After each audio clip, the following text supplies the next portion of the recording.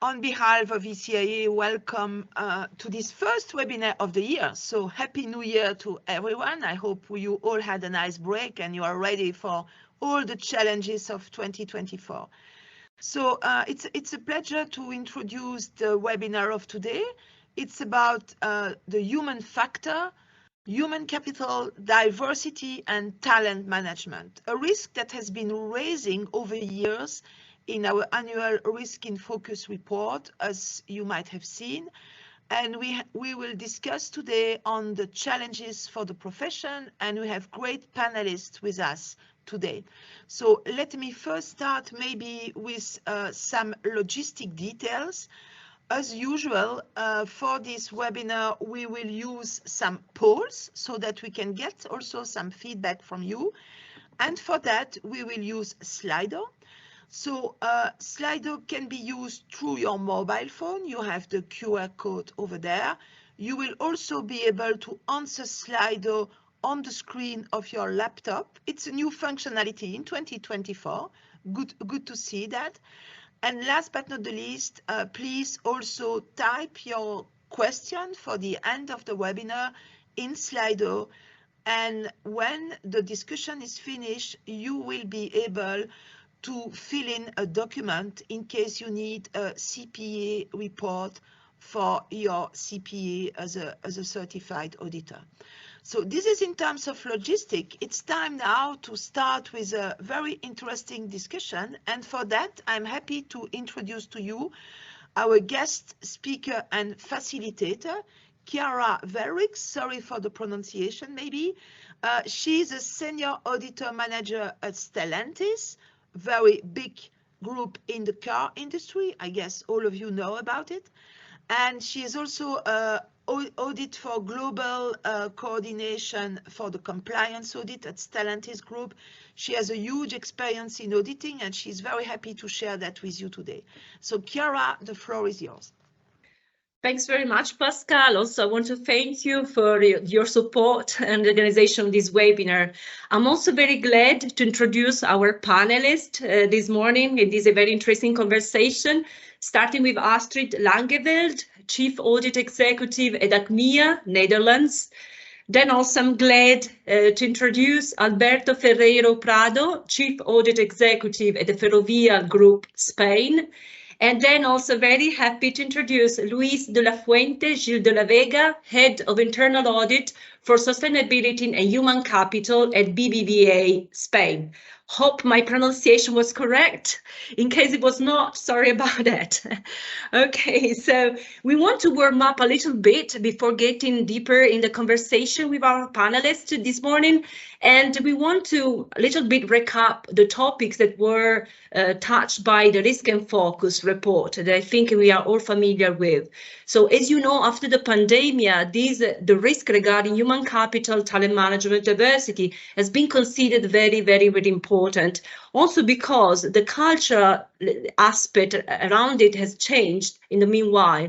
So the context now is more aware and also pay more attention to the flexibility, the balance between hybrid work and working presence, work-life balance, and other topics like social purpose of the organizations. Also, statistics tell us that job seekers are more interested in the values provided by the organization, including also diversity, equity, and inclusion factor. Also, another element that is not less important is the psychological aspect. So how organizations are taking care of the psychological well-being and safety and social aspects around it. Here, I think you are familiar with that, but just to repeat how much it is important, 58% of the auditors have quoted this risk as very, very important. You see that increase versus 2023 has been quite relevant. And this risk is going to keep this steady second place or even more in the coming years. Moving on to the next chart, we see also that so we see also that we have kind of gap between what is the feeling and the relevance we feel of the risk and then how much time we actually spend on these risk mitigation. In comparison to other risks we have analyzed in the risk and focus, human capital, diversity, talent management, or retention looks like still has some roadmap to do.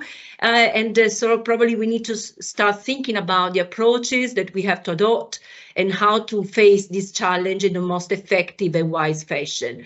The risk trends, let's say, tell us how much this speed and increase is going to be recorded. So if the past tells something about the future, here we are. So probably in the coming years, we are going to face more and more this kind of risk, and we need to make sure that we have the right tools and knowledge to face it in the right fashion. And also, moving to the next chart,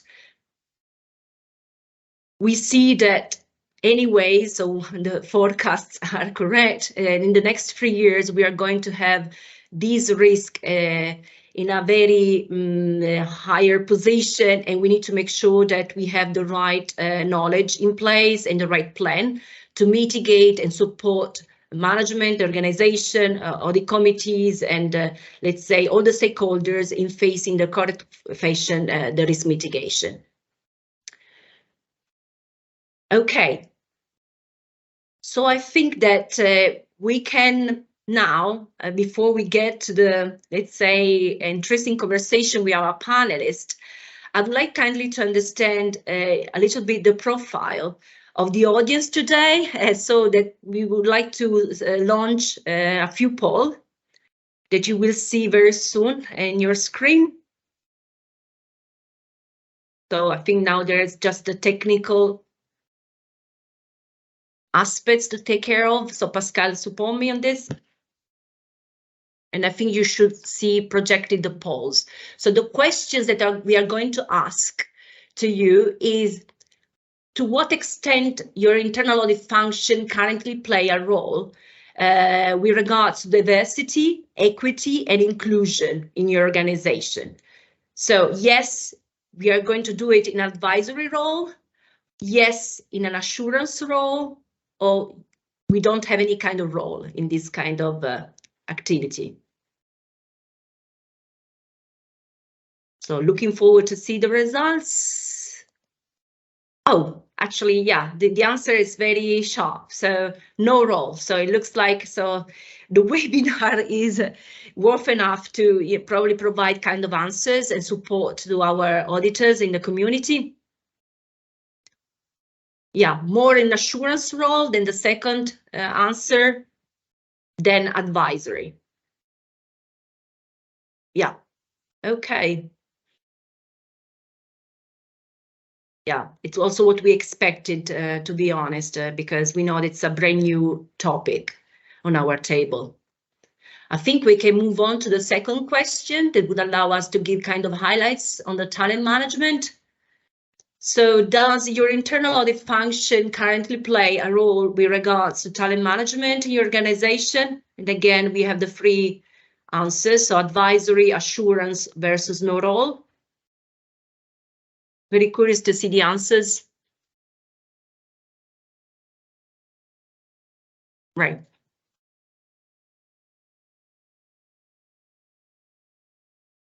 Let's say this is coherent and consistent with the previous answers provided for the first question.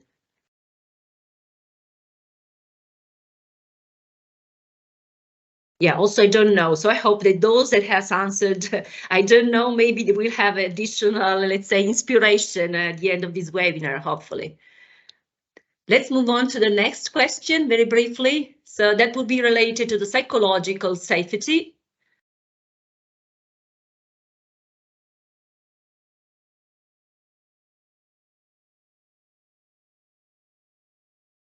Just give us some seconds. Technology will assist us.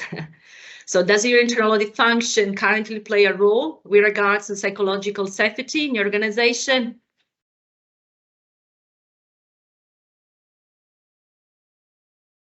Okay, here I'm a little bit more surprised because usually, you know, for those organizations already dealing with a health and safety, audit activities. Usually they have also in other, I mean, at least in some corporates I'm aware of, they embedded also this kind of management. So very interesting to know this, and we'll see how to address that and also in our conversation with our panelists later. Okay, that sounds even more no role, 74%. Very interesting.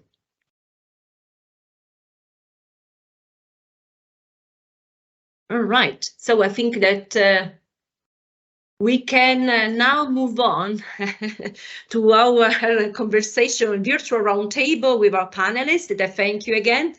And let's start with the first question then. So considering now the answers that we got from the audience, I think that a key question is today to understand how you share, I mean, how you see your role in the organization regarding human capital, how much time you spend on it, what's the relationship with the senior management, audit, the board of directors and audit committee. So who want to start and touch this point?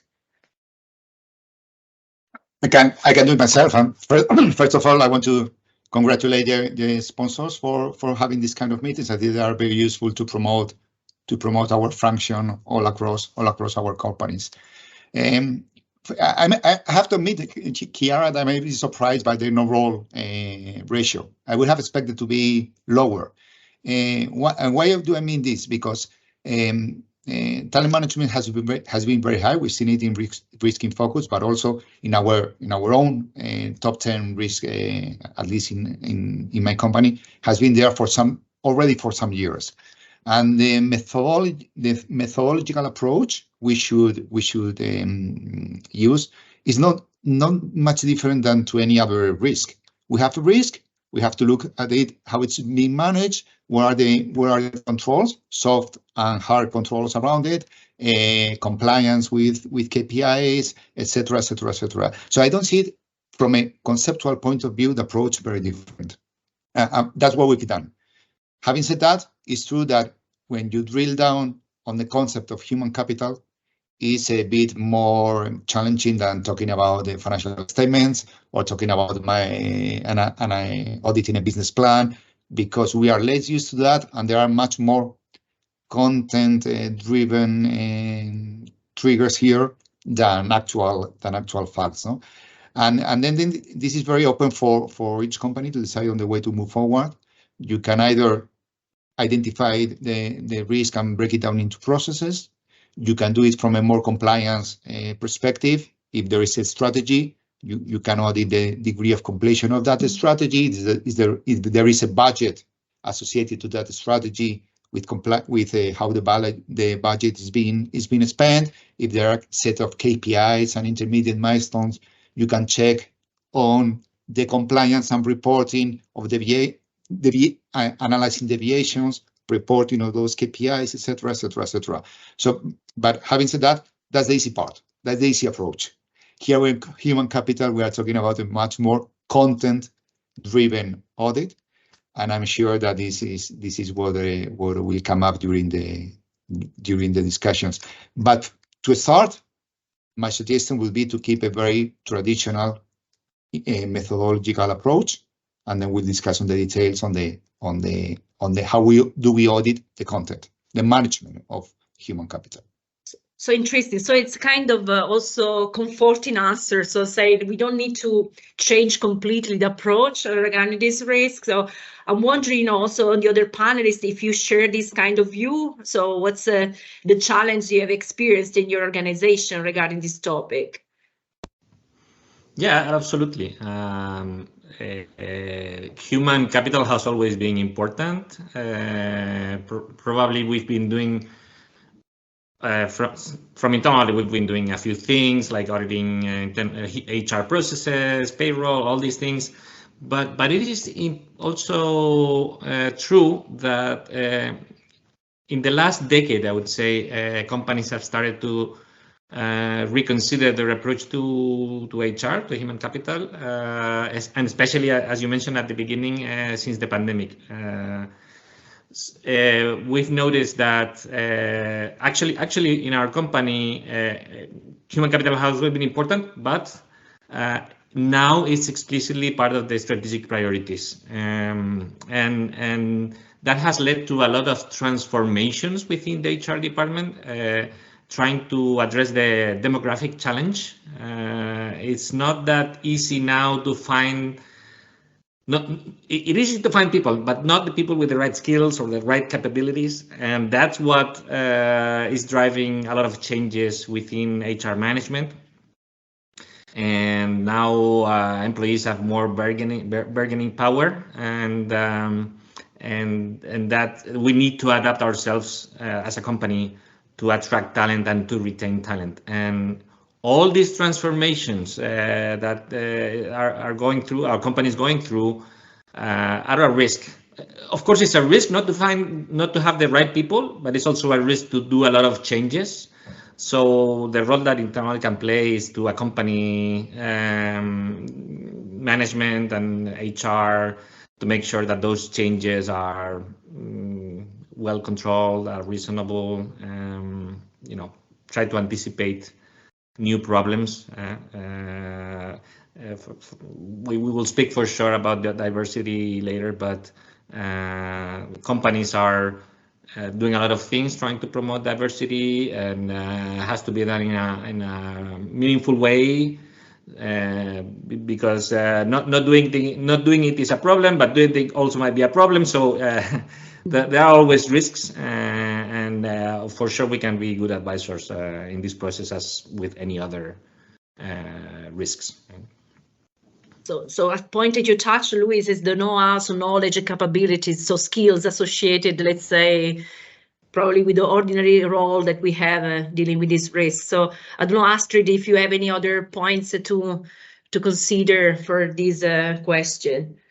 Yeah, I think I agree also with Alberto and Luis that we do also audits on the more human capital risks in a traditional way. We perform a risk analysis, we decide upon some topics, we align as much as possible to the strategic themes of the company. For example, within our company, strategic workforce management and how we manage that as a company is one of the key items. So we dig into that project, we look at the information available, we look on the actions taken by the management, but that's more traditional way. Also, sometimes we see some issues on cooperation between certain departments or in the value chain of the company, and we perform a deep dive.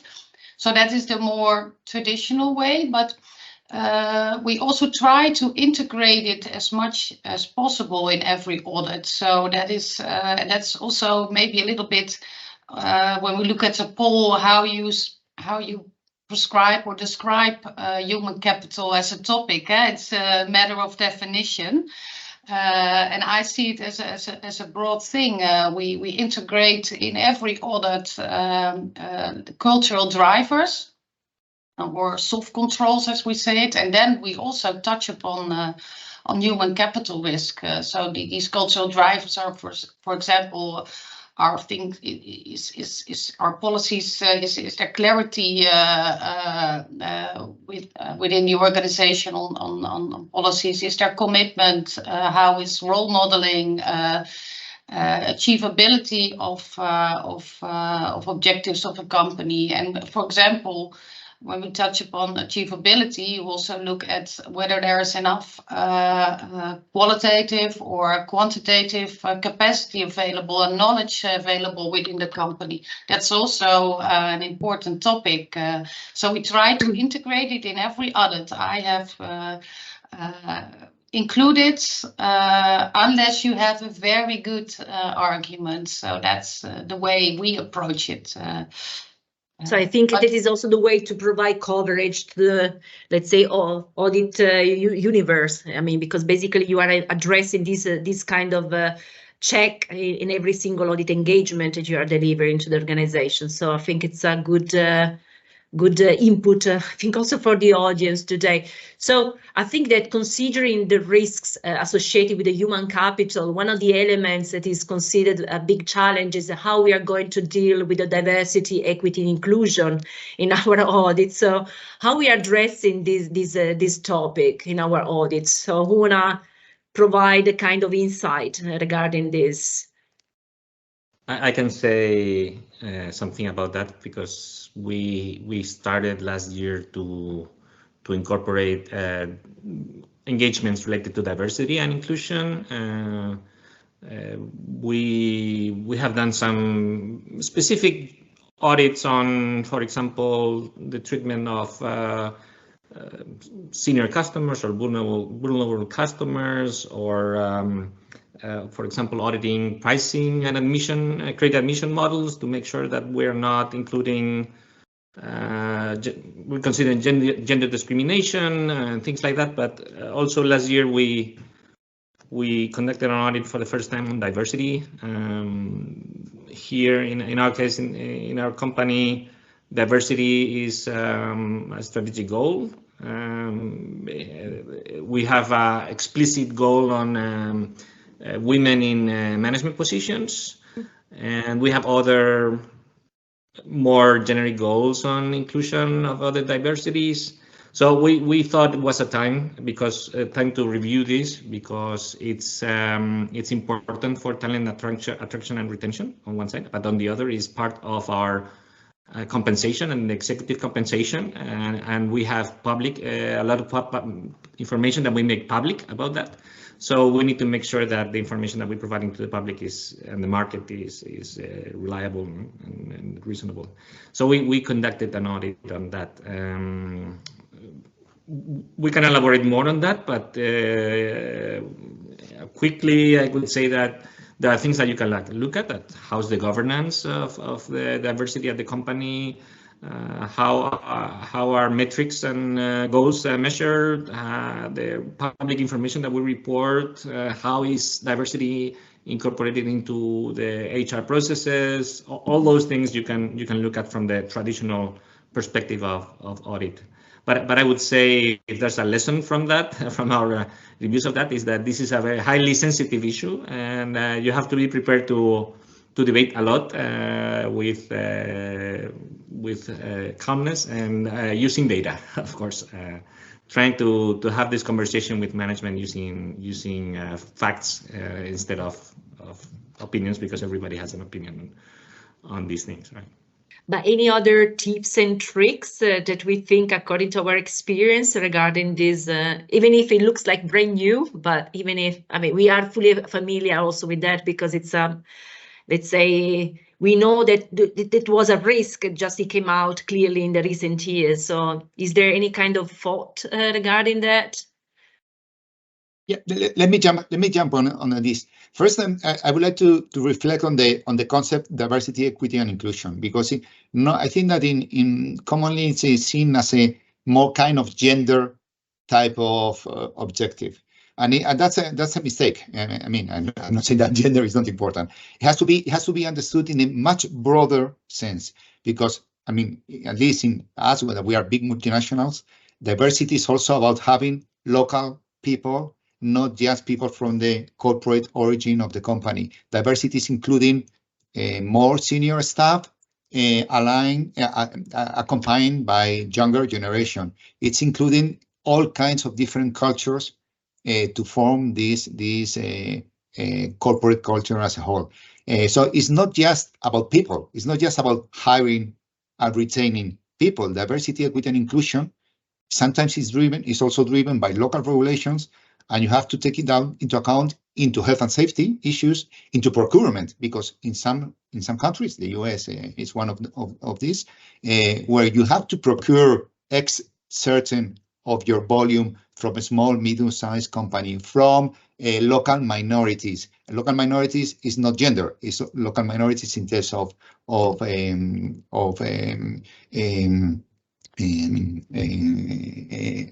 racial origin, etc. So the reflection here is think of diversity, equity, and inclusion on a very, very, very broad sense. In the cases where this is driven by regulation, it's easy to audit that. You need to procure X%. You need to have X women represented at the board level. You have it, you don't have it, you don't have it, action plan, remediation plan, you follow up on it, etc., etc., etc. But then you can also do the other approach, as Luis was saying, is when you have a general policy on equal treatment. For example, we have a policy on equal treatment, how that's driven into processes. So it's a mix of bottom-up, driven by local regulations, plus top-down, driven by corporate policies. I think it's a very interesting point, because probably also triggers kind of idea how we should deal also with the audit plan and the risk assessment. So how we should deal also with the operations to make sure we embrace all these kind of aspects. So I don't know if, Astrid, from your point of view, is there anything else that you would like to add on this topic? Yeah, well, I already mentioned before that we do not have historically a lot of experience with specifically auditing this topic. Of course, it's a topic within the company and we know about it, but really providing assurance or advice on this is not something we do. But you see, of course, it's specifically with regulation on this increasing, specifically related to ESG regulation and CSRD. Of course, we need to have more assurance on the reliability of the numbers we report on these topics, so that it will be included in our audit plan, but mainly from reliability of the management information or the information provided. I think that is a topic, but I agree completely with Alberto that it is in general a very important topic, because you need as a company to be a kind of mirror of the society, of your client base. And if you, for example, within the Netherlands, 30% of the population has another cultural background, and we are mainly white native company, we don't have a reflection within our company of the society, and that is a very important strategic topic within our company, that we want to be more diverse and not related to gender, but mainly background and cultural background. So that is a key item. Yeah, very interesting. So I hope that we can all, hearing these words, we can transform them into real actions that we could put in place in our respective, let's say, organizations. So in this human capital, very broad topic, also we have talent management that has various, let's say, aspects. So what are our experiences regarding this? Did we experience any kind of change in the recent years in the ways we are approaching it? So who want to provide kind of insight on it? Yeah, I think talent management is becoming more and more important within our company, especially because there's a shortage in the labor market. So we need to be very take care very well of our own workforce and have a lot of attention for upskilling and reskilling our workforce. So it's a top of our list, and the company is also gathering a lot of data on this, especially the aging of the population. So if we have in certain parts of the company where there's very specific knowledge, for example, in reinsurance, I'm working in insurance, it's a key topic, and the population of the workforce is aging. They're gathering data, and there need to be insights. There need to be actions taken. How do we we really leverage upon this? So there are all kinds of indicators per company, and we include it in our audit plan. Maybe on the other side, also, that's a little bit contradictory. We see that the appraisal cycle, for example, which is an important, let's say, instrument to work on talent management and upskilling of your workforce and training facilities, that is stopped within our company. because it was seen as a kind of dissatisfier for a lot of people. We want to not appraise, but we want to work on development and talent management. But the cycle to have instead to discuss these items, talent and development and performance, was introduced. It needs some attention within the company, because where you don't have a formal process, but you need really to have these conversations with your employees. That needs to be proceeded. So we are now looking at that topic on, there's not a standard frame of reference within our company, so that's a kind of challenge. But we are now looking into that topic. How is talent management now being taken care of within the company without having a formal appraisal cycle? So that's very interesting. Okay, any other thoughts? I don't know if there is any kind of other additional trick. Then I'm looking also the time to make sure we can give right time also for the other questions, but don't know if, Louise, you were saying, Yeah, I would say, well, I agree with what Astrid just said. The concern from an internal perspective is that there are certain metrics that are slightly or continuously growing, and there might be a concern like the time to hire or the turnover. And if this trend continues, it might be affecting the long-term viability of the company.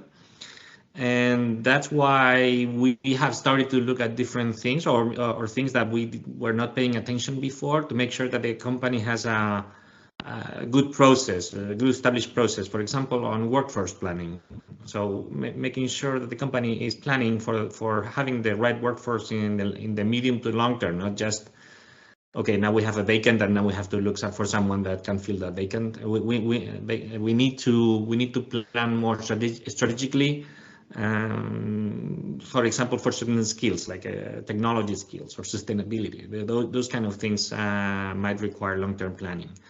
And other things, compensation models might be important. Astrid was also mentioning appraisals, and as Astrid also mentioned culture earlier. So all those things might be requiring our attention, the attention of internal audit in the next few years. What we've been doing is trying to announce management that we are going to look at those things in the coming years, and that's a good starting point for them to start being more aware and of the need to having being more conscious about those things and documenting it better, having better governance in place. So I think it's part of the mindset, apart from the background, it's a kind of personal behavior, I guess, attitude. Of course, we have, and if we don't have it, we are eager to learn that capability. We are very, you mentioned, Luis, quick learners, but also we have a high degree of initiative. And precisely things that we don't know are the ones that appeal to us most. So if you don't have it, it's not a problem, it's an opportunity. Yeah, maybe I was wondering if this capability should be assessed in the appraisal of our auditors. So if some people have to be dedicated to this kind of activities, if this particular aspect should be considered under special focus, for the future development. I don't know if there are any other ideas. Otherwise, Luis. Yeah, I would say that just by challenging management in a sensible way, that already adds value. I mean, any auditor with common sense or experience can for sure challenge management to make them think twice about some things. And even if you don't have a lot of experience on human capital management, you can add value for sure. And that, in the future, you will add more as you learn as well. Yeah, I think a lot of auditors are a little bit shy on these topics or maybe uncertain, but we hear as Here as auditors a lot, we speak to a lot of people. We are a little bit the eyes and ears sometimes of the company. So I think we really can add value. And we should just do it maybe. And of course, when you have the conversations with the experts within the company, but that's what Alberto was mentioning, if you're talking to the HR department or maybe specialists within the companies, then it's nice to have some people with more backgrounds. But I'm neither the IT security's top specialist within the company too, but we can audit it anyway. So that is also for this topic. Yeah, in fact, I see the audience is getting very far on this topic because they are looking for standards. They are asking if there are any kind of severity scales specifically for that. I see, Antonio, you were... No, well, I'm saying, again, this is the typical initial internal auditor reaction. Give me the standard, give me the procedure. What we are saying is exactly the opposite, and it's very much related to the last question there, how has management reacted to advisory work? The first reaction of management when we do advisory instead of assurance, no, this is outside of your scope. Your scope is to check if things are internal controls. No, don't speak about management, don't speak about soft controls. Do the hard part. This is the opposite. This is which is the benchmark? The answer to that question, to audit is, the answer is the one that you define. When you are in charge of that audit, first thing what you have to look at, define the benchmark and then test it. So it's very open. It's very open for your own initiative as an auditor. And in fact, if you get it you get it right, and I'm sure we are getting it right, because management reaction after the first audit, which is a bit more harsh, in the following audits, management reaction is completely different. This is the opportunity we have as internal auditors to do more advisory. And this field of expertise is perfect for the advisory role. Yeah. I don't know if there are any other insights on this or considerations. Yeah, as soon as you get to audit these things, the scale comes up automatically. So when we discuss with management about diversity, for example, for just putting some issue there, you start asking how do you measure diversity? What dimensions of diversity are you considering? So as soon as you start discussing the objective facts appear, and in the end, you have to provide the audit committee with a response.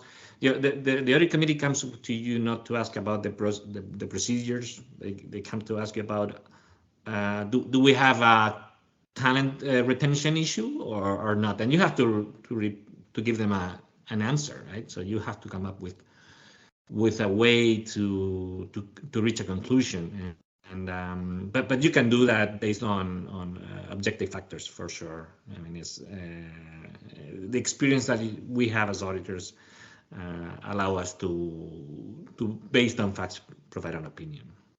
Yeah. Anyways, it's food for thoughts. I think that maybe at the various local institutes of internal auditing, maybe in the committees. So personally, I'm in a committee in Italy. Maybe we can go ahead with these topics to see if there is any kind of room to develop guidelines. So I think that, but probably that would be the second step. In this phase, I am more with Antonio's view and yours also, Luis, that we should see how is the common sense regarding this topic, so how to define the kind of own benchmark to follow in accordance also with the context of the organization.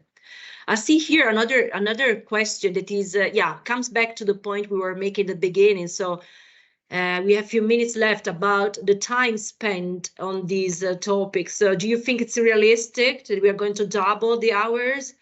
Do you remember that we said in the first charts that basically the risk is felt in priority at a very high level, but actually the time spent is very low in comparison to that. So do you see such increase as the report depicted, and what is the priority in terms of focus in your opinion? I would say that yes. Well, I can speak up from the experience of the banking sector. I'm not familiar with other sectors, but from the banking sector, in the past 10, 15 years, the second line of defense has grown significantly. We now have internal control, compliance, financial control, risk management. We have a lot of second line functions that do a lot of recurrent testing and controls that in the past only audit used to do. So now we are evolving into being more a strategic advisor to senior management and the board. And these are the kind of things that they are concerned about. So we are able to change the approach to the more traditional audits, trying to review what the second line is doing and dedicating more time to more strategic issues like this one. Yeah. Any other thoughts for the couple of minutes left on this, or any other idea about it, how to prioritize or increase time on it?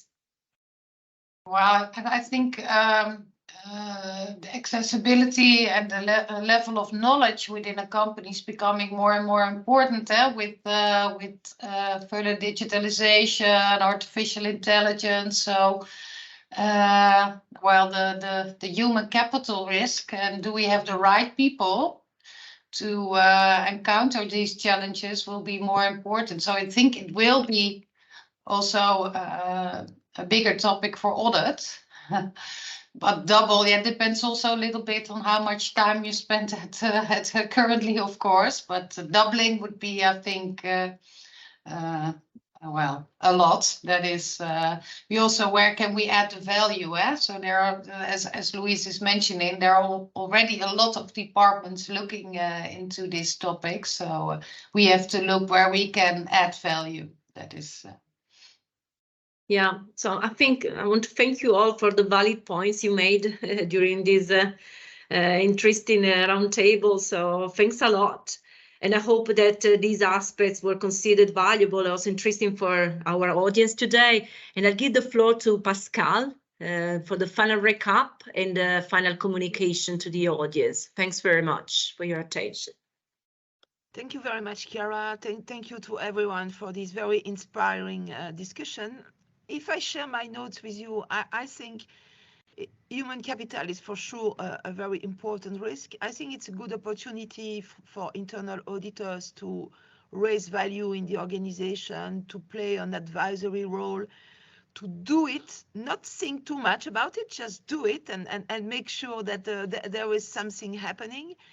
It's also a good way to be not just a trusted advisor, as we used to say in the past, but to be a business partner with the organization. And in terms of tips, I just noticed down a few of them, like, for example, the employee satisfaction survey. That's a good source for internal auditors to work on. Like also try and learn by doing. So there is maybe no audit program for this kind of risk review or advice role, but just think based on your experience and do it. There is also a discussion on the fact that do we need dedicated people in the team with maybe other profile than the classical one to deal with this matter, and also to be maybe better consider and have a better relationship with the human resource department and other department. So these are all questions. I think this risk we will speak about for a while in the coming years. It's not finished today. There is for sure a lot to do. And I think that's very important, not just for the internal audit department, but also for the whole organization to move.